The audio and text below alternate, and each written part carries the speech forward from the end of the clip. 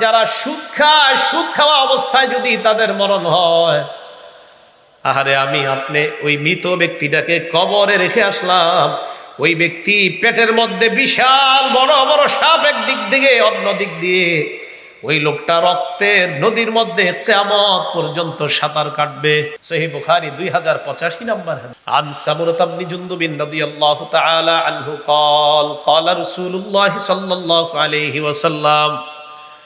সামুরা ইবনে জুনদুব রাদিয়াল্লাহু তাআলা আনহুর বর্ণনা, নবীজি বলেন, রাআইতুল লাইলাতা রাজুলাইন আতায়ান,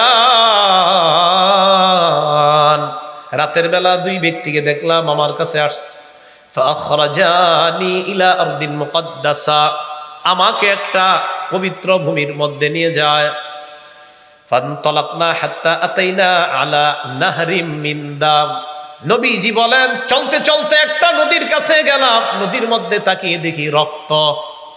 নদী দেখি, এটা একটা নদী, হ্যাঁ এটা একটা নদী, দেখেন এটা একটা নদী।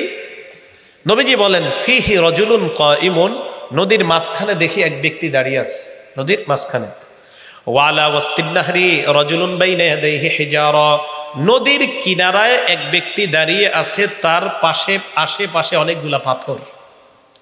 নদীর মাঝখান, নদীর কিনারা। নবীজি বলেন আমি অবাক হয়ে তাকিয়ে রইলাম, দেখতে লাগলাম। ফাকবালার রাজুলুল্লাযী ফিন নাহরি, নদীর মাঝখানের লোকটা কিনারার দিকে যাওয়ার চেষ্টা করতেছে। ফারামার রাজুলু বিহাজারিন ফি,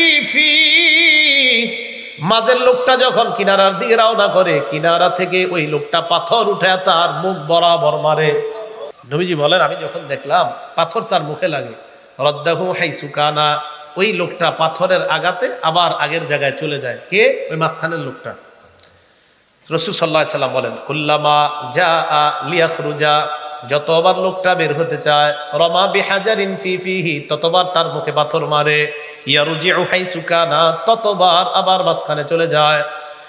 জিবরিল আমিন আমাকে বলি, ইয়া রাসূলুল্লাহ আল্লাযী রাআইতাহু ফিন নাহরি আকিলুর রিবা, যাকে আপনি নদীর মধ্যে দেখলেন এই লোকটা হলো সুদখোর।